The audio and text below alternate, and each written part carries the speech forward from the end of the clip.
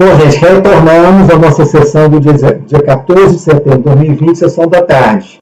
O próximo item da pauta é o item 17, é o processo 10.882.722.931/2017-94. O recorrente é Anderson Christensen Pereira Ferramentas. O relator deste processo é o Dr. Alexandre Evaristo Pinto, a quem eu passo a palavra.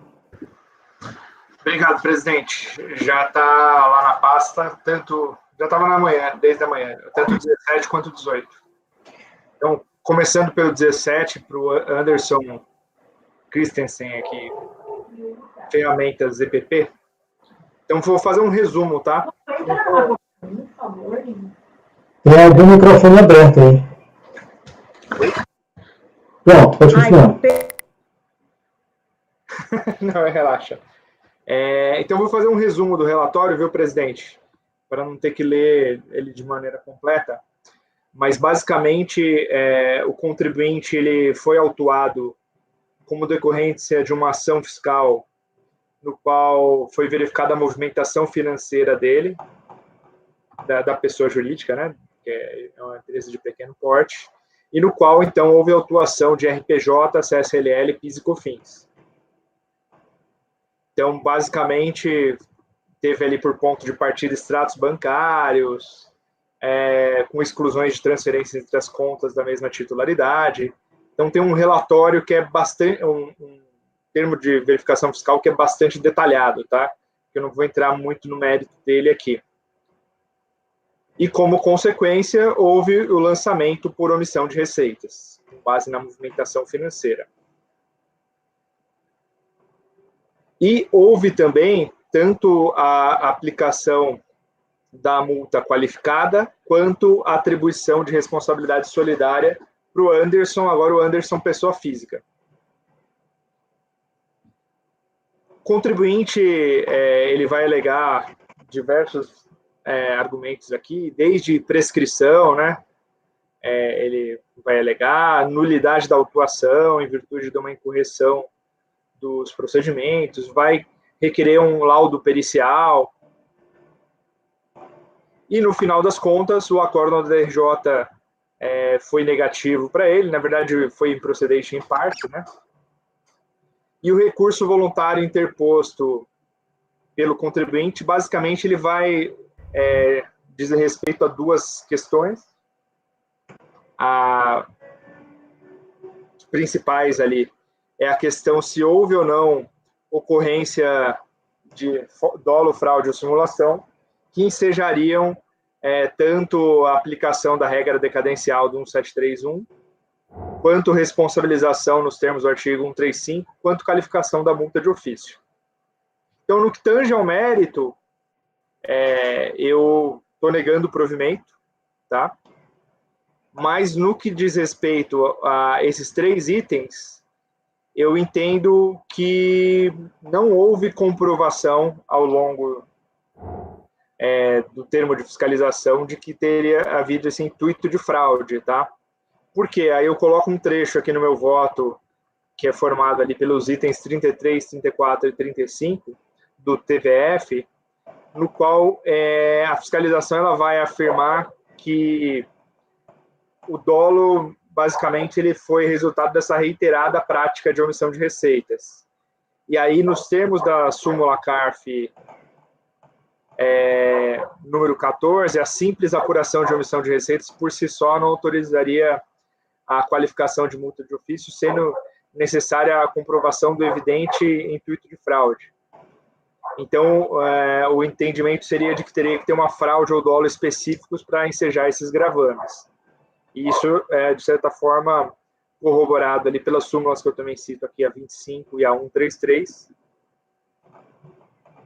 Então, nesse cenário, como eu entendi que não teve a comprovação de um dolo específico, eu estou entendendo que não seria caso de aplicação nem da qualificação da multa, nem da responsabilização do sócio, e tampouco do 173, então seria abrangido a regra decadencial do 150, parágrafo 4º, e como consequência seria calculada a decadência de acordo com o 150, parágrafo 4º. Então, estou conhecendo do recurso voluntário, mas no mérito eu estou dando só parcial provimento. No mérito, ele está errado mesmo, no principal, mas com relação à evidência de dolo ou fraude, eu estou afastando, e como consequência está tendo esses 3 efeitos. A redução da multa para 75%, a aplicação da regra decadencial de 150 parágrafo 4º, e a exclusão aí do sócio proprietário, né, da pessoa física, do polo passivo. É como voto. Então, esse é um resumão aqui. Doutor Alexandre, o que acho que é a discussão principal é se da leitura do TVF vocês entendem que houve ou não esse dolo ou fraude, tá? O senhor poderia ler qual foi a acusação fiscal e por que o senhor achou improcedente não haver dolo, fraude e simulação? Não, na verdade, ali nos itens 33, 34 e 35, que eu até coloco aqui de forma expressa no meu voto, ele fala que não cabe ao contribuinte invocar desconhecimento ou prática de erro excusável. Conforme relatado, o contribuinte deixou de cumprir reiteradamente suas obrigações acessórias a não entregar anualmente a DIPJ com os valores corretos da sua receita. Dessa forma, retardou dolosamente o conhecimento por parte da Receita Federal do Brasil da ocorrência do fato gerador da obrigação principal. Somente foi possível apurar a base tributável por meio da abertura de procedimento fiscal, consequente análise dos extratos bancários da empresa. Constatou-se, ao longo dos anos calendários 2011, 2012 e 2013, que a empresa sonegou, em média, 55% de suas receitas ao não emitir documentação fiscal para os rendimentos efetivamente auferidos às contas bancárias. Pelo que foi exposto, conclui-se que a empresa sonegou de forma clara, justificando-se assim plenamente a aplicação da multa qualificada. Certo, então esse foi o fundamento de utilizar a fiscalização e o seu entendimento, esse fato seria insuficiente. Isso, na verdade a minha dúvida aqui é que a leitura dessas súmulas, ela meio que diz que há que ter uma comprovação de um dolo específico, né? Que é a simples omissão de receitas. Então daí que veio o meu voto, ele surgiu desse ponto, né? Perfeito, deixa eu só falar alguns dados aqui relevantes. Esse processo foi julgado pela minha turma quando era da DJ de Fortaleza, tá certo? Eu presidi a sessão, mas não fui o relator, o colega Mauro Sérgio. Então isso não me torna impedido, tá entendendo? Eu não apenas presidi a sessão, correto? Perfeito. Então nesse caso, apenas só para registrar para os senhores. Normalmente. Eu posso participar normalmente da votação, porque eu não atuei como autoridade monocrática. Eu presidi a sessão, foi o Mauro Sérgio, e o voto do nosso colega conselheiro Alexandre foi dos seguintes termos: ele está afastando a prejudicial, ele reconheceu a decadência, né? Não é isso, Alexandre? Desculpa aqui. Acabou sendo uma consequência.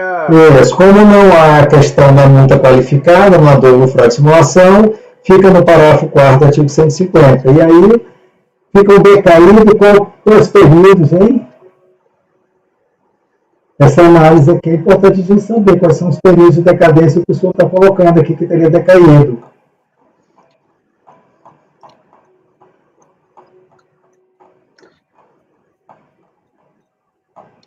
Presidente, só para comunicar que o apoio deixou uma mensagem no chat. Sim. Lembrando que teria que iniciar uma nova gravação. Eu iniciei já, eu mesmo, isso também, acho que também iniciou também. Eu vou dar uma gravação. Eu queria aplicar o parágrafo 4 do artigo 150 é uma tese. Agora, a gente tem que dizer que se nesse caso concreto se aplicar ele, vai alcançar a cabeça. Pode ser ou não ser. Mas isso a gente precisa identificar no nosso no voto, né? Então, assim,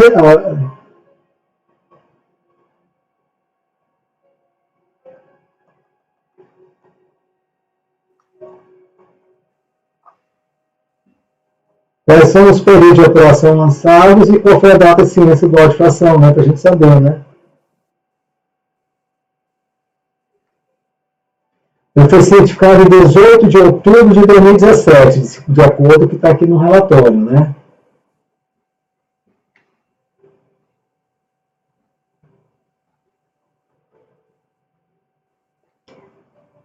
São os fatos geradores anteriores a 18/10/2012, né? Isso, 5 anos, data, né? Dessa forma. Mas tem tributos lançados nesse período? Eu não sei, né?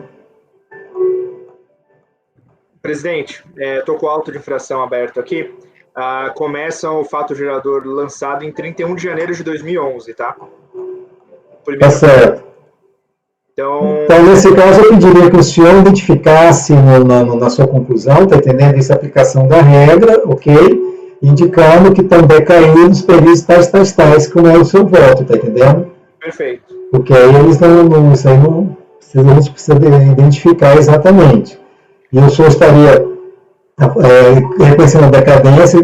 Como assim? Você foi 16 de outubro de 2017, é isso, né?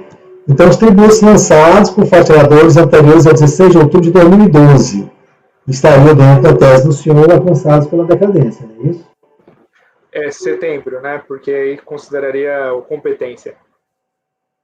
É que a data do faturador, né? Sim.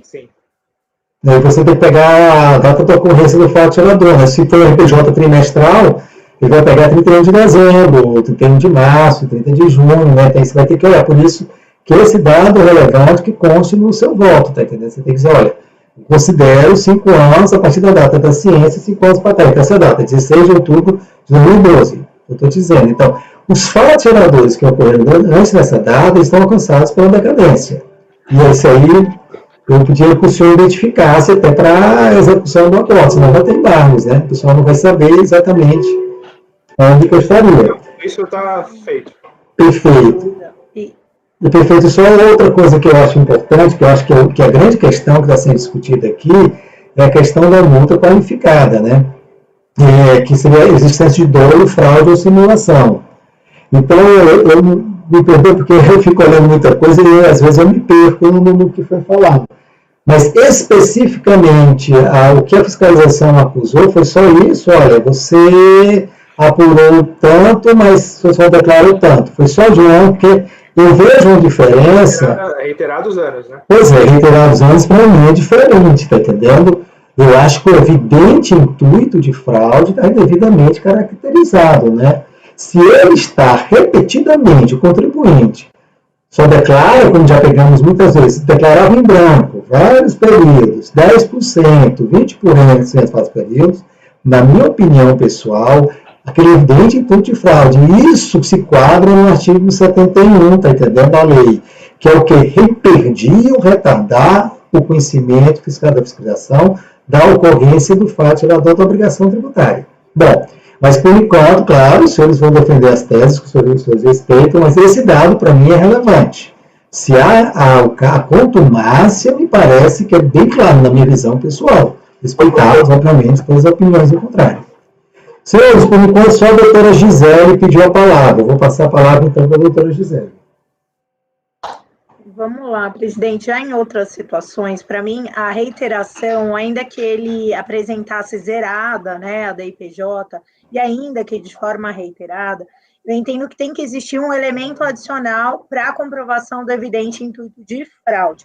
Quando a gente pega no teor dos artigos relacionados, os 71, 72 e 73, né, que depois remete a ilícito fiscal versus ilícito penal, uma coisa bem importante, que isso também vai dar discussão, é se a simulação estaria aqui dentro. Se você pegar a legislação, ela é clara em falar dolo, sonegação, fraude e conluio. Aqui eu não tenho hipótese de sonegação, nem de fraude, nem de conluio. E é isso que está na literalidade, né, da referência que o artigo 44 da 9.430 traz. Por outro lado, quando a gente fala declaração ineficiente, declaração incompleta, o nome que vocês quiserem dar, omissão, né, de campos na declaração, isso é a literalidade da aplicação da multa de ofício de 75%. Então, assim, um grande disclosure que eu faço aqui a autoridade fiscal, quando da lavratura do alto, ela trouxe algum elemento adicional que realmente demonstra a literalidade, fraude, conluio ou sonegação? Aqui eu não vejo. Aqui a gente pode criar duas teses. Uma, que realmente esse elemento adicional está no fato dela reiteradamente apresentar valores a menores ou a zerados. Eu sei que a Câmara Superior está trabalhando com essa tese, e é uma tese que eu não concordo, porque, ao meu ver, isso é a literalidade da aplicação da multa de ofício de 75.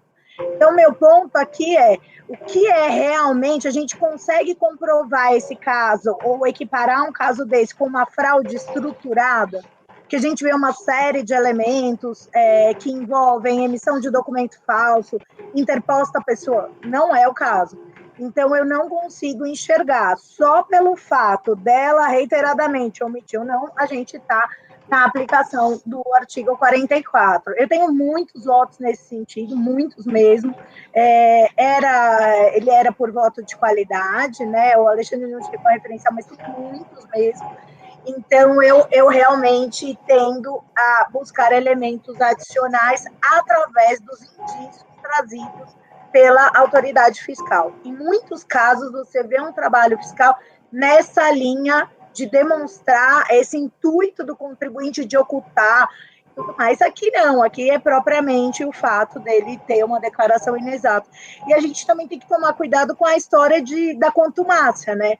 Devedor contumaz é uma coisa, né? Não significa, ele usa como modus operandi a inadimplência e ele tem uma quebra concorrencial, né, muito grande pela prática dele ser através de ilícitos fiscais. Então, o modus operandi dele é o ilícito. Aqui eu não vejo que o modus operandi é o ilícito. Uma coisa é a contumácia, outra coisa é prática reiterada. Então, eu faço uma distinção bem grande com relação a isso. Então, é só para colocar aí. Assim. Ok. O doutor Alain agora pediu a palavra. Uma provocação, doutora Gisele. Doutora Gisele, a senhora não acha que, olha só, vou repetir aqui a descrição dos fatos da ordem de infração. Constatou-se que ao longo dos anos calendários de 2011, 2012 e 2013, a empresa sonegou, em média, 55% de suas receitas auferidas ao não emitir nota fiscal para rendimentos efetivamente auferidos em suas contas bancárias. Daí eu pergunto, a empresa não emitiu nota fiscal durante 3 anos, sendo que sonegou mais da metade das receitas sem emitir nota fiscal. Você não acha que isso é sonegação? Veja, ele traz outros elementos a não ser o fato dele não emitir nota fiscal, gente. Ele emitiu nota fiscal falsa, gente. E você não pode comprovar, gente, fraude. Ele não emite nota fiscal de uma parte pequena, assim, você pode ser, enfim, você pode até, agora, de mais da metade, ele não emite nota fiscal, isso não é sonegação? Mas, gente, você vai ter que enquadrar. Uma coisa é o ilícito propriamente. Veja, Alan, o fiscal, eu não tenho interposta pessoa aqui. Eu não tenho um elemento falso. Para mim, a minha razão de decidir, ela é motivada pela existência ou não do elemento falso. Aqui eu não tenho falso. Ele simplesmente não emitia mesmo. E por isso ele está tendo que pagar o tributo com multa de 75%. Daí a falar, aí lá na esfera criminal, eles que apurem. Mas veja, gente, da forma como foi colocado aqui, o 33, o procedimento adotado está compreendido na hipótese prevista. Não cabe a ela invocar desconhecimento de prática de erro excusável. O contribuinte deixou de cumprir reiteradamente suas obrigações acessórias ao não entregar. Vamos ao artigo 44. Se você vai na literalidade do artigo 44, nos casos de lançamento de ofício serão aplicadas as seguintes multas: 75 sobre a totalidade ou a diferença do imposto ou contribuições, no caso de falta de pagamento ou recolhimento, falta de declaração, não apresentou, não tem, e declaração inexata. É 75%, quer a gente queira, quer não. É a literalidade do inciso primeiro. O inciso, né, quando a gente vai falar do parágrafo lá, do segundo, aí ele vai falar fraude, sonegação e conclui. Eu não acho que o fato de não emitir, há um esforço adicional. A fiscalização, Alan, percebeu que ele não emitiu nota fiscal. Ele não ocultou isso, ele é escrachado, entende?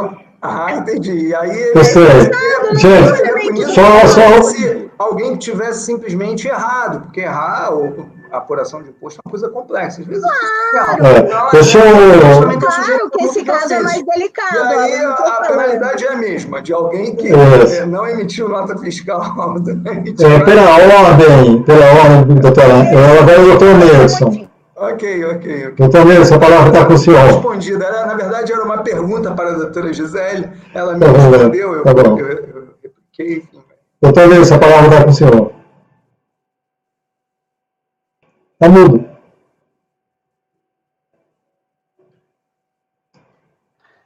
Não foi para mim a provocação, mas eu já ia responder, independentemente pela provocação do presidente. Mas a pergunta, a resposta é: eu não sei, certo? Eu não sei se é sonegação. Porque se eu tivesse só um caso, se tivesse deixado de emitir uma nota, seria sonegação? A resposta é mesmo, eu não sei. Eu não sei a intenção dele em deixar de emitir uma nota. Certo? Então, a gente tem uma grande subjetividade, certo? Em reconhecer a intenção de alguém, que é o que se exige para aplicar a multa qualificada. Certo? E certos critérios não são aptos a isso. Uma delas é a quantidade. Certo? Aí, assim, se a gente vem para os extremos, poderia até ser fácil. Às vezes, não, essa é uma nota, vai ver que ele errou. Né? Eu não sei, mas isso é só uma. Né? Eu acho que ele não teve a intenção, não tenho como dizer que ele teve a intenção. Não, mas aí ele... 99% das notas fiscais, assim, 99% da receita não tem nota fiscal. Mas claro, certo? Claro, isso aqui quase tudo. Mas eu vou presumir que sim. Mas eu não sei ainda, porque eu não sei a intenção dele. Certo? Sei lá. Pode ser que tenha empregado uma pessoa que deixou de... É um absurdo, mas é possível. Certo? Então, assim, esses critérios quantitativos, que é a repetição, o valor, eles, apesar de serem intuitivos, eles são falhos. Certo? Eles são falhos. E é por isso... Eu já falei isso para vocês, aí eu só esclarecendo, Ricardo, e para o Jefferson, eu não sei se o André já ouviu. Qual é o critério que eu adoto? Certo? Que eu acho que é o que vale, que digamos assim, que dá a aplicação à súmula do CARF. A súmula do CARF, assim, olha, a mera sonegação não dá enseja a qualificação da multa. Certo? Bom, não emitir a nota fiscal, a mera sonegação, a mera omissão, é isso? Está claro que existe a omissão, não há dúvida, certo? Mas para eu dizer que houve a intenção, ou seja, o dolo, ou seja, que ele está sonegando, no meu entendimento, tem que ter uma outra ação, certo? Por que tem que ter outra ação? Porque com essa outra ação, aí eu posso dizer, teve a intenção. Ele deixou de fazer o que normalmente se faz numa omissão. Ele fez algo mais. E é esse algo mais que vai me permitir dizer, ele teve a intenção. Certo? Então, eu adoto esse critério. Tem que ter algum outro ato, além da omissão, certo? Que normalmente ele vem para quê? Ele vem para esconder a omissão, para impedir que o fisco veja a omissão, né, de alguma maneira. Mas tem que ser um outro lado. Então, por exemplo, ele emitiu só 50%, só emitiu notas para 50% das suas vendas. Isso claramente é omissão. Mas eu ainda não posso dizer com certeza que é sonegação. Com certeza não posso dizer. Certo? Meio a meio, eu estou aqui bem no meio. 50% é caricato, estou no meio, né? Então, mas se eu tiver uma outra ato, por exemplo, não, mas ele calçou a nota, certo? Ele entregou a nota para o cliente dele, mas no bloco dele, ou no sistema dele, não tem a nota. Opa! Aí está claro para mim, certo? que ele não queria pagar o tributo. Ele entregou a nota porque o cliente precisa da nota, certo? Mas no sistema dele ele não anotou. Né? Então, para evitar esse perigo, certo? Que é o critério subjetivo, certo? O quanto é suficiente para eu dizer que é reiterado? O quanto é suficiente para eu dizer o valor? Por exemplo, aqui a relação de depósito bancário, você vê, é relativamente pequena, não tem 30 depósitos bancários em 3 anos. Imagine se essa empresa fosse uma multinacional, certo? E tivesse, sei lá, 100 mil depósitos bancários no mês só. 30 em 3 anos, é sonegação? Aqui a gente tem valores altos, é verdade. Tem depósitos bancários de 1 milhão. Para uma empresa pequena é grande. Mas se fosse uma Amazon, certo? Esses, quantos milhões deu aqui? Eu não sei, esses 20 milhões que deu aqui. É relevante? Seria relevante? Né? Então, assim, veja que em busca de resolver uma subjetividade, eu vou atrás de outra subjetividade, entende? Então, eu resolvo para mim essa situação da seguinte, evitando esse risco da subjetividade, assim, se tiver um outro ato com essa finalidade de ocultar a omissão, esse outro ato caracteriza o dolo, e aí qualifica. Nesse caso, não tem outro ato. Esse caso é omissão reiterada. Isso eu posso dizer com certeza. Mas é sonegação? É possível, mas eu não posso dizer com certeza. Então, eu não posso aplicar uma multa por conta disso. Certo? Então, é assim que eu... Entendo. Doutor Edson, travou aí. Bom, eu vou colocar de novo, viu, Alexandre, o que seria a sua conclusão. Não estou votando, não. A sua conclusão é que você reconhece a decadência dos tributos lançados relativos aos faturadores ocorridos anteriormente a 18 de outubro de 2012, com a aplicação do parágrafo 4º do artigo 150. Porque foi em 18 de outubro de 2017 que ele tomou ciência, tá certo? Então, a regra dos 5 anos é data a data. Então, o fato gerador que ocorreu anteriormente a 18 de outubro de 2012 está alcançado pela decadência. Depois o senhor quantifica melhor, mas é o que eu vou fazer, vou registrar na ata isso aí, tá certo? E a segunda coisa, o senhor está reduzindo a multa de ofício lançada para o percentual de 75%. E terceiro, está excluindo o sócio proprietário da sujeição passiva do lançamento, correto? Eu lembro, gente, o seguinte, dado com os embargos depois, essas questões que foram levantadas, todas a gente tem que contar no nosso voto, tá certo? Então, doutor Alexandre, eu posso colocar em votação dessa forma aqui, é isso no seu voto? Sim. Na verdade, eu acabei resumindo o voto quando eu fui falar, mas... O Efigênio quer falar, doutor. A versão original do voto já estava marcado, que era 18 de outubro de 2012, aí, viu? Isso, tá certo. É o doutor Efigênio... Não, mas de fato, passar para o final é bem-vindo. O doutor Efigênio e depois a doutora Gisele. Aí eu passo para a votação, tá ok? Tá. Ô, presidente, eu queria fazer uma colocação, umas ponderações na linha do que o Nilton disse, que é uma linha que eu era muito reticente e tenho caminhado nessa direção. E aí eu quero trazer o seguinte, recentemente, guardando, mutatis mutandis, né? O julgamento que o STF fez naquela questão da exclusão do ICMS, do não pagamento do ICMS retido. E a tese fixada, inclusive o voto não foi publicado ainda, porque eu posso vir mudar meu posicionamento, porque o STF, só que eu acho que ele perdeu a oportunidade de falar o que é contumácia. Mas ele disse um item que vai se enquadrar bem no que o Nilton disse, é o seguinte, olha qual foi a tese fixada.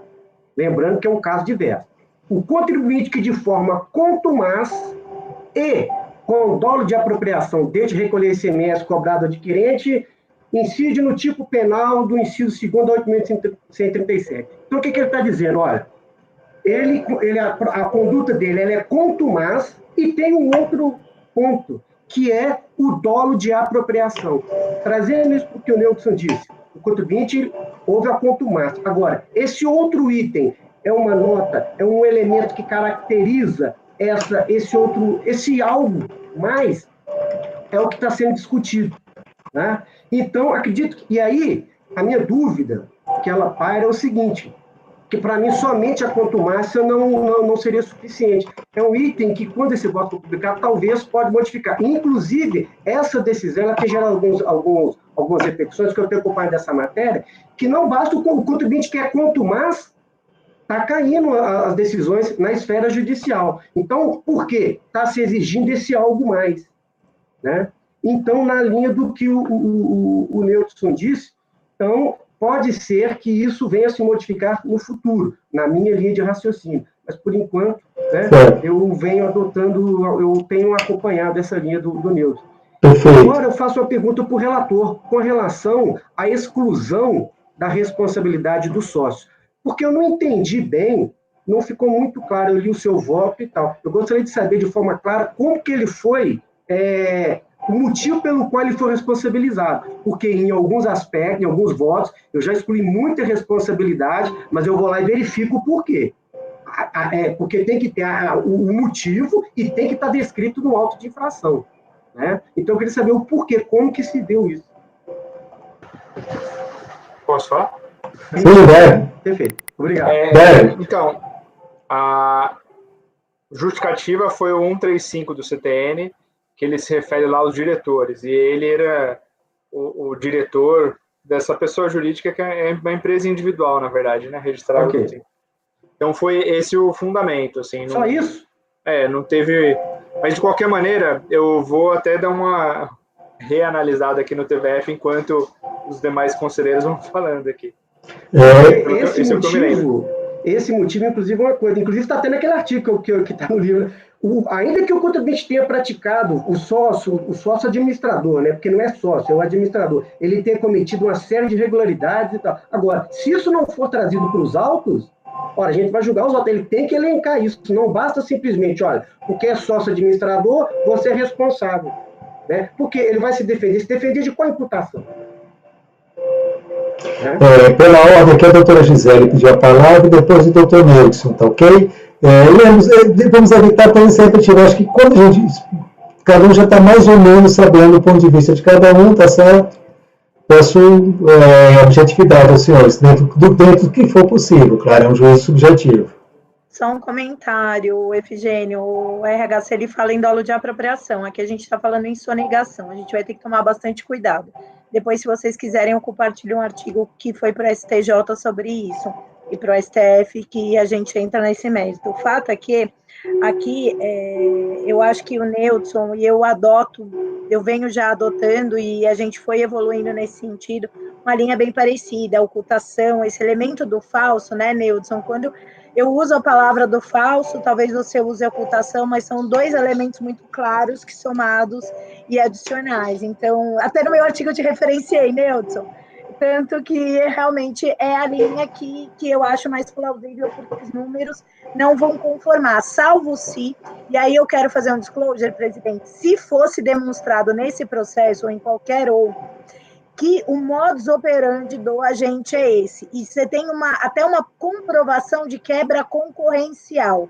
Aí, Nilton, eu entendo que até se enquadraria na sua tese, porque você tem um elemento adicional que demonstra, e a autoridade fiscal vem fazendo isso na parte penal, essa quebra concorrencial. Isso é um aspecto interessante que o CARF nunca enfrentou, mas pode vir a ser trazido aqui, tá? Então, só por conta do precedente, eu estou colocando essa questão. E, Ale, me preocupa muito duas coisas no tocante à responsabilidade que o Efigênio já colocou. Você está conhecendo como matéria de ordem pública, porque, teoricamente, o contribuinte não trouxe alegação para afastar a responsabilidade. Ele não traz em nenhum momento nem impugnação, nem recurso voluntário, isso. Essa é a primeira pergunta. A segunda pergunta, eu também precisaria entender o elemento de motivação, porque para nós, né, e eu acho que aí até o Newton tem julgado nesse sentido, o próprio Efigênio, a questão do nexo de causalidade. A autoridade fiscal comprovou algum ato do administrador com fraude à lei, excesso de poder de gestão, fraude ao contrato social, porque uma coisa é a gente reconhecer de ofício diante de uma capitulação genérica do auto de infração. Aí eu acho que dá para entrar na sua linha, reconhecer de ofício também, já manifestei nesse sentido. Agora, se a autoridade fiscal ela conseguiu trazer essa concatenação aí, né, ainda que seja... E não me ficou claro no seu voto, e aí eu coloco o que o presidente colocou. Isso dá muito embargos. Eu já, com voto super detalhado, já tive embargos nesse sentido, para deixar muito claro essa situação. Uma vez só, mas eu acho que vale a observação do presidente Ricardo nesse sentido. Doutor Wilson. Mudo? Está mudo, Nilton. Está mudo, Nilton. Obrigado. Fazer uma observação, duas, né? Uma sobre a contumácia. Porque a contumácia não é só a reiteração, certo? É aquela reiteração que não se curva, certo, à sanção, que não se curva às regras. Isso é contumácia. Então, assim, a pessoa foi autuado, no ano seguinte aí está lá de novo. Foi autuado, no ano seguinte aí está lá de novo. Isso é contumácia. Certo? Eu fui fiscal do trabalho um tempo e lá a gente estuda muito a contumácia porque a contumácia dá ensejo a uma fiscalização especial, certo? Então a gente estuda bastante. E pelo menos eu estou trazendo de lá esse conceito para trazer aqui para vocês, que lá é nesse sentido, certo? A contumácia é aquela reiteração, digamos assim, indolente, tá certo? Que mesmo a pessoa sendo punido, ele não se curva, ele continua a repetir, fazer aquela repetição. Né? Então, eu entendo que, havendo assim, contumácia, eu entendo que seria caso, a contumácia para mim, demonstração de dolo. Mas para isso teria que ter, olha, ele foi autuado, no ano seguinte ele foi autuado de novo, a mesma coisa. Quer dizer, por outros atos, não o mesmo ato, claro, né? Não atos decorrentes, mas são outros atos, novas vendas, né? Novos serviços, ele continua fazendo a mesma coisa, mesmo sendo autuado. Isso é contumácia, isso para mim caracterizaria, assim, o dolo, mas eu nunca vi, assim, quer dizer, se vi eu não me lembro, né? Pode até ter tido, mas eu... Certo, ok, ficou claro. E outra coisa, eu queria falar sobre a responsabilidade solidária. A fiscalização ela foi muito, digamos assim, não foi específica, né? Lacônica. Vou ler o item 37 do PVF. Exatamente. Né?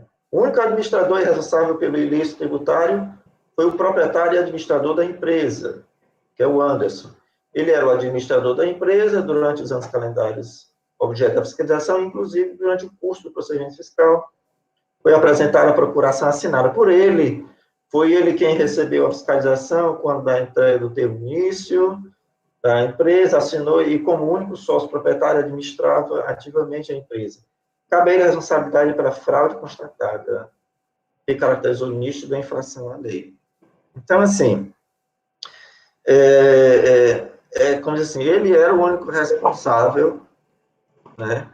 E esse é o único fundamento, né, da responsabilidade imputada a ele, né? Não é uma coisa muito, digamos assim, consistente, porque parece muito com outras coisas que a gente viu e outras que a gente tirou. Mas, por outro lado, é uma empresa individual, não é isso? Ou seja, era só ele. É uma empresa individual, confunde. E é uma empresa de pequeno porte, né?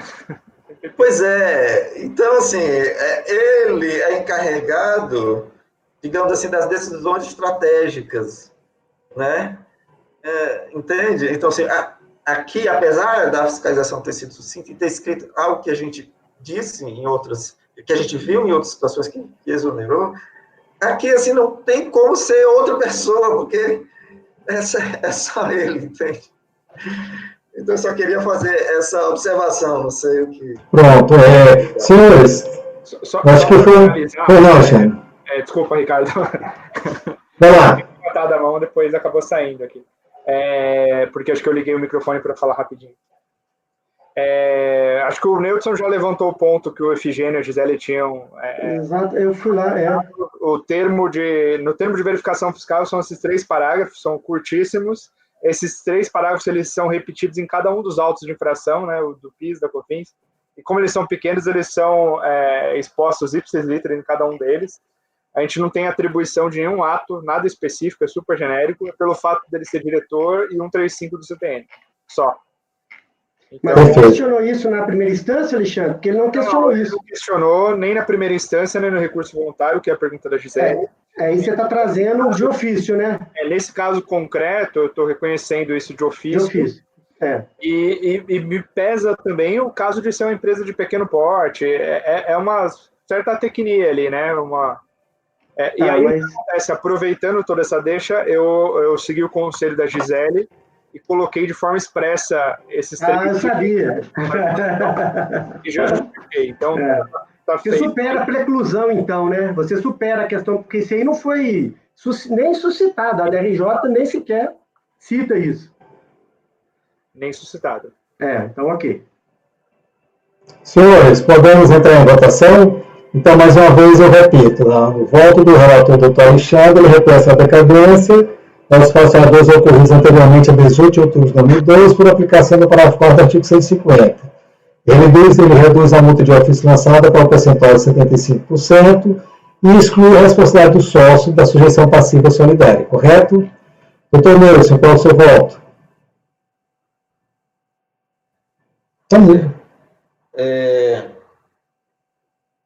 Senhor presidente, eu vou acompanhar o relator, porque o relator está mantendo o lançamento, certo? Eu acompanho. Ele está afastando o dolo, isso eu acompanho também, eu já falei. Agora, sim, como consequência de afastar o dolo, a regra que se aplica é o 150, parágrafo 4º, então, reconheço também a decadência, né? Isso, a gente é obrigado a reconhecer isso, segundo a legislação, né, processual atual. Agora, em relação, eu vou abrir divergência em relação à responsabilidade, veja que eu digo, porque a responsabilidade tributária, ela vem para proteger a entidade, né, a sociedade. Numa empresa individual, essa entidade é uma ficção, né? É assim, olha, o patrimônio é a mesma pessoa, né? O patrimônio é o mesmo, só tem um CNPJ, tá? Então, assim, o princípio da entidade, numa empresa individual, que eu acho que é o caso, é mitigado, certo? E está caracterizado muito bem que ele é individual, né? Então, é tudo. Eu tenho admitido a responsabilização, a imputação de responsabilidade, quando certas decisões são estratégicas para a empresa, certo? Aí eu admito a responsabilização daquele que toma as decisões estratégicas. Por quê? Porque não é outro que toma a decisão, não é o gerente, não é o coordenador, o chefe de departamento. Não, quem decide a estratégia é o dono, certo? É quem decide a estratégia. Então, aí, nesse caso, eu admito, mesmo que não seja específico, o fato não esteja lá especificado, eu admito a imputação de responsabilidade. Eu não tenho outra pessoa para ser indicada.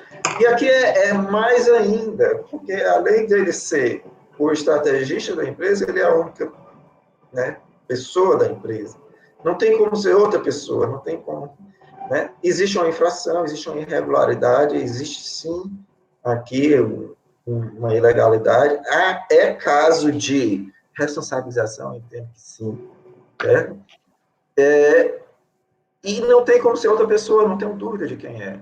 Então, por isso eu vou abrir divergência no sentido de manter a responsabilização por 2 motivos.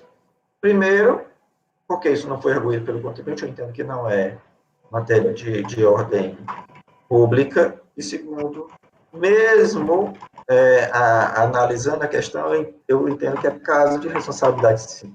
Em síntese, eu vou abrir divergência para manter a responsabilidade do senhor Anderson. Ok, ficou bem claro. Então, o doutor Nilson volta nos itens A e B aqui com o relator, com relação à decadência e à multa de ofício, e, contrariamente, a questão da responsabilidade solidária por preclusão e também por não ter elementos nos autos suficientes para realizar. Claro que depois ele tem que melhorar essa redação, né? Mas a essência é isso, né? Doutora Gisela, senhora. Vamos lá. Eu vou acompanhar a divergência do Nilson.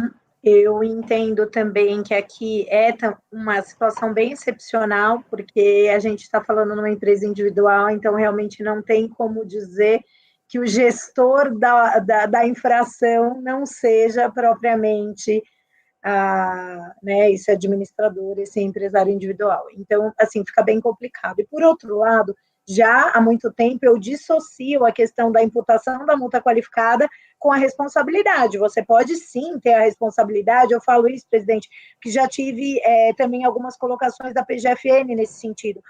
Como que você afastou a multa qualificada e manteve a responsabilidade? É incoerente. Você deveria ter mantido a multa qualificada, o que não é uma verdade, porque são hipóteses distintas, situações distintas. A inexistência ou a não verificação do dolo para a manutenção da multa é uma coisa que a gente já superou, e outra coisa é realmente o gestor da empresa, né, administrar de forma a cometer infrações, e é que a infração está clara e está mantida. Então, por isso eu vou acompanhar. Eu superaria a questão de ordem pública, tá? A questão da responsabilidade como matéria de ordem pública. Então, é uma divergência do Nilson, mais ou menos, porque eu não supero, eu não entendo que há preclusão. O que eu entendo eu supero a preclusão e analiso no mérito se deve ou não ser responsabilizado. Bom, então deixa eu só colocar, se vocês querem esse nível de detalhe aqui, que eu vou colocar na ata. Então, a sua divergência é diferente da do Dr. Nilson. O Dr. Nilson falou que considerava a matéria preclusa, mas mesmo que fosse analisasse, não teria elementos, ele considera que tem os elementos para manter a atribuição de responsabilidade. A senhora... Só com fundamentos diferentes, me parece. Só para colocar, como é que eu vou ter que colocar aqui? Não é agora, eu não estou comentando nada. O senhor, os votos, deixa só um minutinho, os votos são dos senhores, eu preciso colocar como é que os senhores pensam, tá entendendo? Então, basta eu colocar que o vencedor, na questão contra a responsabilidade solidária, se eu souber apenas esse nível de detalhe. Eu quero que entre nesse nível de detalhe, tá entendendo? A doutora Gisele não concorda com a questão da preclusão, mas ela concorda com relação que não tem fundamentos para excluir a responsabilidade solidária, né? Eu vou anotar aqui e eu vou depois a gente ouvir como é que eu resumo isso no final, tá certo? Então, a doutora Gisele é certo com relação à preclusão, mas ela também acompanha a divergência do doutor Nilson. Senhor presidente, minha sugestão é colocar nada só o resultado. O fundamento... Certo, eu sei. Fica no voto. Né? Eu sei, mas eu preciso saber o que eu vou segregar. Se isso eu preciso segregar... Não é relevante, né? Deixa eu só saber isso. Se eu preciso segregar ou não. Claro que depois eu vou tentar ser o mais econômico. Ok?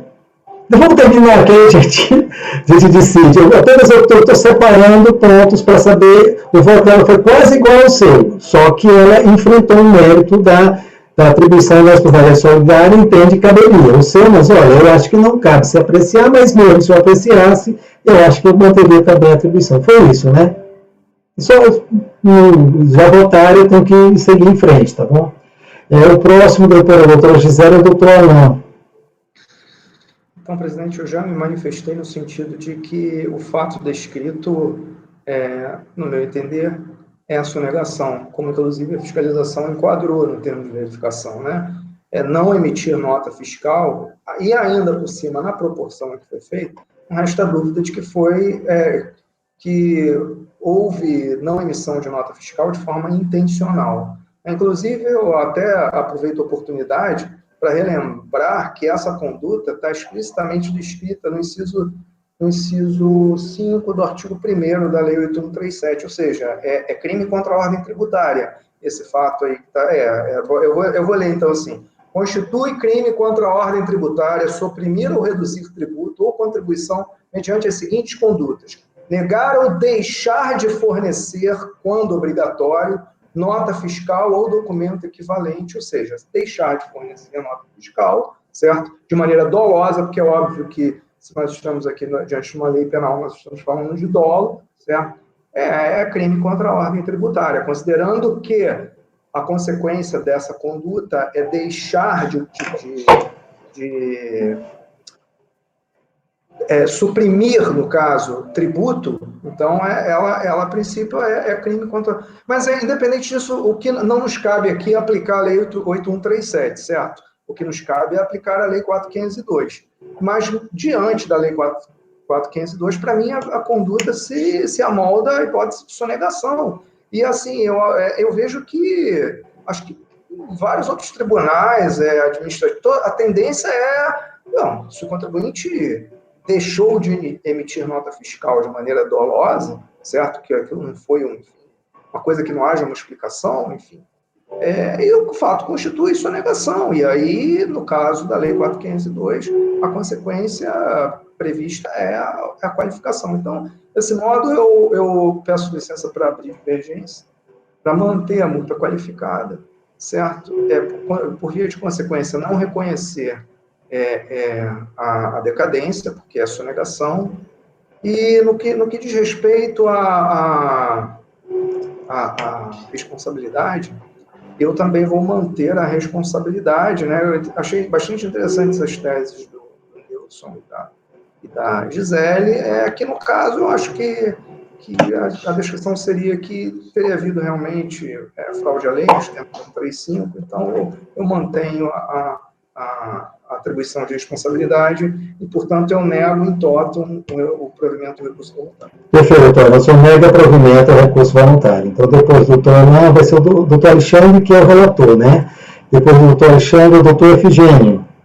Presidente, eu acompanho a divergência do doutor Nilson, e o seguinte, para mim, a questão da multa, eu já me manifestei, só relembrando aquela questão que eu fiz do contraponto com a decisão do STF, lá é dolo de apropriação, perfeitamente. Só que aqui eu faço uma comparação no seguinte sentido, eu tenho que ter um algo mais, não é trazendo aquilo para cá, é mutantes, né? E com relação à responsabilidade solidária, é especificamente por causa da preclusão, porque para mim aquela fundamentação, eu sou muito rígido nesse sentido, tem que haver um nexo de causalidade, porque ele basicamente descreveu a lei e falou, olha, é porque ele é sócio da empresa. Para mim tem que destacar a conduta, entendeu? Muito exigente nesse sentido, por causa da preclusão.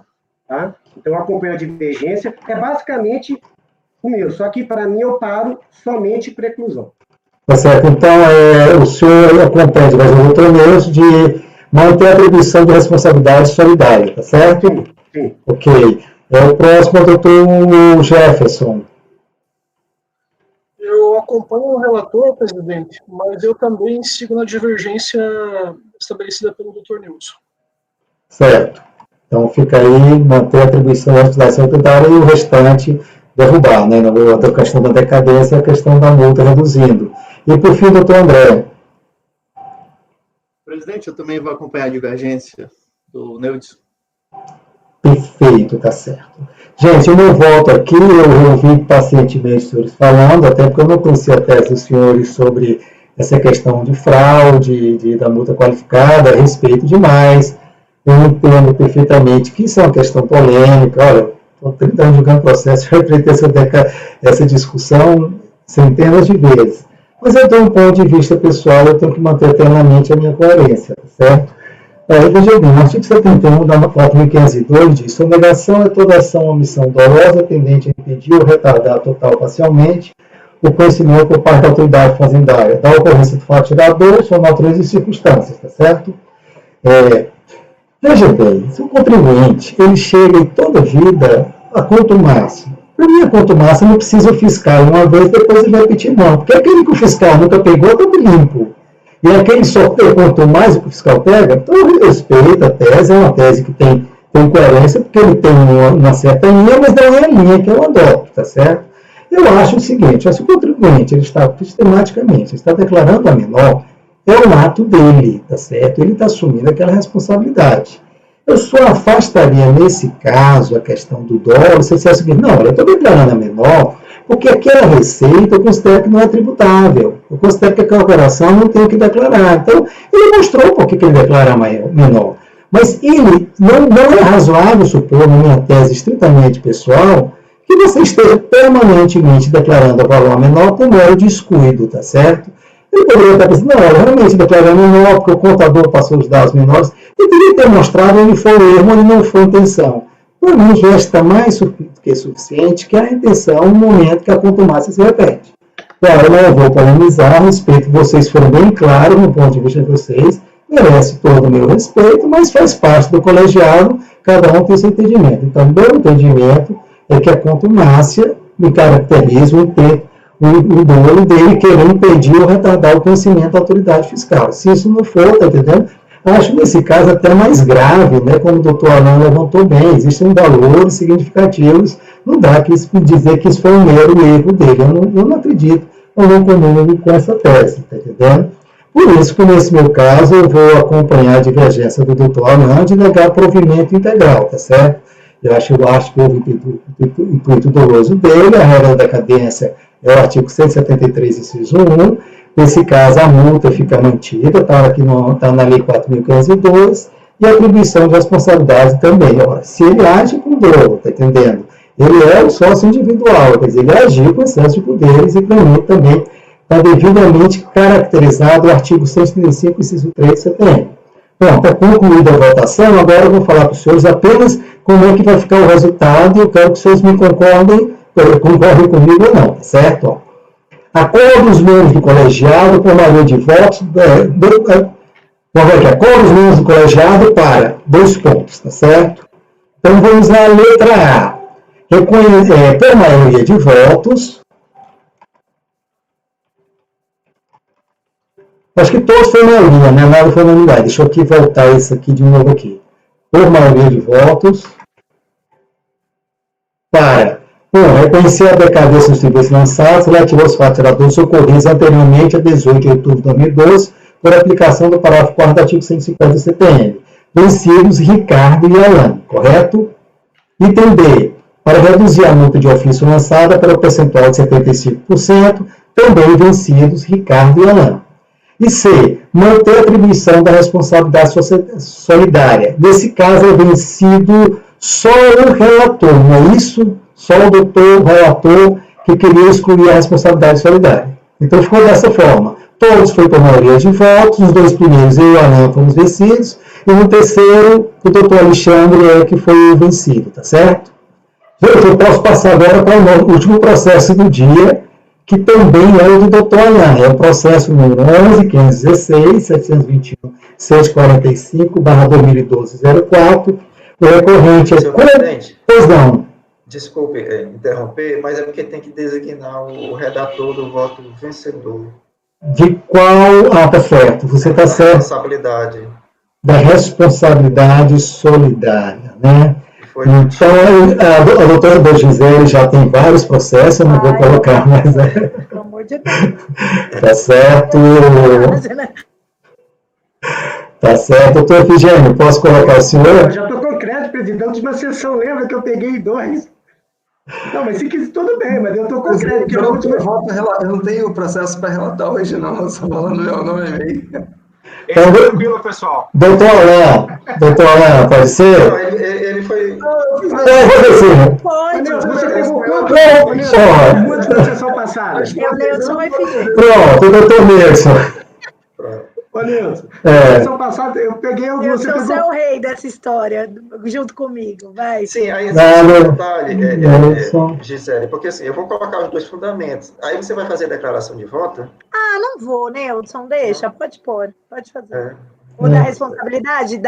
Não, porque o dia que eu for fazer essa parte de matéria de ordem pública para responsabilidade, pode deixar. Tá certo. Esse vai caso a preclusão, né, Nilson? A preclusão, né?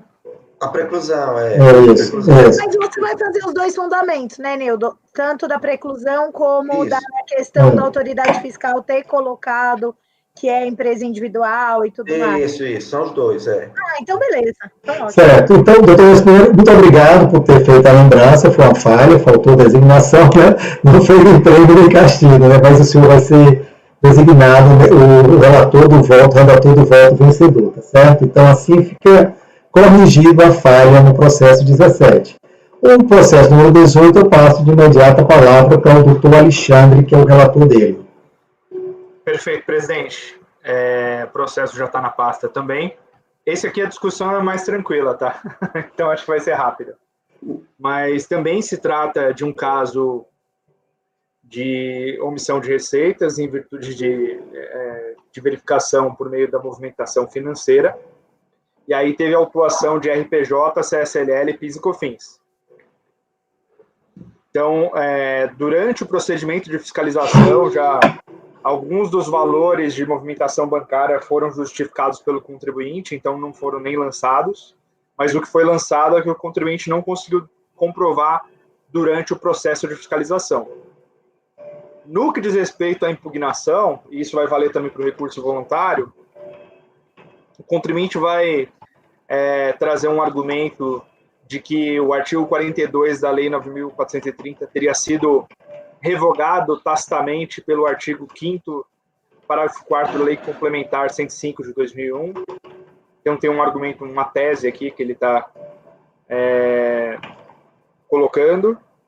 Também colocou um potencial equívoco na base de cálculo da tributação. Também alegou que não poderia ser utilizada a multa de 75%, que isso daí seria um verdadeiro tributo disfarçado, ilegalidade da taxa Selic. No âmbito da ADRJ, o crédito foi mantido, a impugnação foi julgada improcedente, e no âmbito do recurso voluntário, repisou aí as teses já afirmadas na impugnação, e também acrescentando uma preliminar de cerceamento de defesa. Passando ao voto, o recurso é tempestivo e atende os demais requisitos, então dele conheço. No que diz respeito à preliminar, essa não se sustenta. A DRJ enfrentou, sim, as alegações contidas no tópico da necessidade de sinais externos de acréscimo patrimonial, então deve ser afastada. No que diz respeito ao mérito, não merece prosperar essa questão de discussão da antinomia entre a Lei Complementar 105 e a 9.430. A Lei Complementar, ela estava naquele contexto das questões de sigilo bancário, então a possibilidade da autoridade fiscal requerer diretamente. Então não há qualquer conflito. Aqui eu coloco, inclusive, uma decisão em que foi enfrentado esse tema. Indo para o próximo tópico aqui, a recorrente ela alega ainda a questão do equívoco na base de cálculo, já que teria alguns valores que consistiria no recebimento de saldo credor de clientes do ano calendário de 2007. Sobre esse ponto, a DRJ se manifestou, e o mesmo já tinha se manifestado a fiscalização no âmbito do TVF, apontando essas diferenças. A recorrente, ela não trouxe nenhuma documentação ou algum outro argumento para enfrentar esses pontos, então eu entendo que tem que ser mantido na integralidade. No tocante à multa, é a aplicação da lei, então é a aplicação do artigo 44 da 9.430, então não tem que o CARF também se pronunciar sobre inconstitucionalidade. E também com relação ao Selic, é a questão de súmula CARF 4. Então eu conheço o recurso e nego-lhe o provimento. Aqui o contribuinte mais alegou genericamente do que trouxe qualquer documentação. Ok, doutor Alexandre, isso me pareceu que tecnicamente está mais tranquilo. O seu voto foi bem objetivo nos fundamentos, está entendendo? Apresentou. Colegas, está aberto aí para debates, aí, se vocês quiserem debater um pouco aí. Se não quiserem, eu inicio a votação. Presidente, Pois Deixa eu não. fazer só uma colocação. Esse é o tipo de processo, se a gente for analisar, a gente pega vários casos desses, que eles vão considerar conduta reiterada em 12 meses e vão lançar com multa qualificada. Esse foi o caso. Teve representação para fins penais, não qualificou a multa. Então, para a gente ver que até em sede de fiscalização, né, a Receita, a matéria não é. A gente pega casos assim que a gente já julgou aqui. Olha, isso aqui é claro que teria que ser qualificado. E não é qualificada a multa. Esse é um caso típico. Nós já pegamos casos semelhantes a esses aqui, que a multa vem qualificada. Aqui teve representação para fins penais e não qualificou a multa. Entendeu? E olha a diferença tributária, os valores que não foram declarados. Na essência, ele tem uma certa relação com o processo anterior. Concordo plenamente, concordo plenamente. Olha, eu já vi todos os tipos de teses sobre isso, tá entendendo? Tem aqueles que acham que qualquer declaração foi falsa, porque ele declarou a menor, tá entendendo? E tem aquele que acha que... Mas não vamos voltar a isso, não, porque não está em colocação, e cada um já deu o ponto de vista. Não, mas foi bom, eu gostei que você colocou... Eu vou te chamar a atenção e ficou até mais interessante. A própria fiscalização, nesse caso, não considerou. Eu consideraria. Bom, que não tem certo, não tem errado. Quando não define. Não existe. Gente, se existisse gabarito oficial, não precisava ter 8 colegas aqui. O voto era monocrático, né? É óbvio, se a gente pensasse exatamente igual, né? Então, senhores, então eu vou partir para a votação, já que ninguém quis mais falar nada. Doutor Nilson. Acompanha o relator. Doutora Gisele. Acompanho o relator. Doutor Alain. Acompanho o relator, presidente. Doutor Alain Alexandre, relator. Doutor Efigênio. Acompanho o relator, presidente. Doutor Jefferson. O relator, presidente. E doutor André. O relator, presidente. Senhores, eu também voto com o relator e com isso nós concluímos a pauta da nossa sessão da tarde, porque os processos no 19 e 20 da conselheira Gisele nós apresentamos hoje no início da sessão, tá ok? Eu declaro encerrada a sessão do dia 14 de setembro de 2020, é do turno da tarde. Eu desejo uma boa noite aos senhores e amanhã voltaremos com a sessão do dia 15 de setembro. Um abraço a todos. Foi bom, doutor Nilson. Fazer aqui uma observação. Fernando. Nós temos aqui um conselheiro misterioso. Eu estou achando que ele está trabalhando de pijama, tá certo? Aí na casa dele, e a gente não está sabendo disso.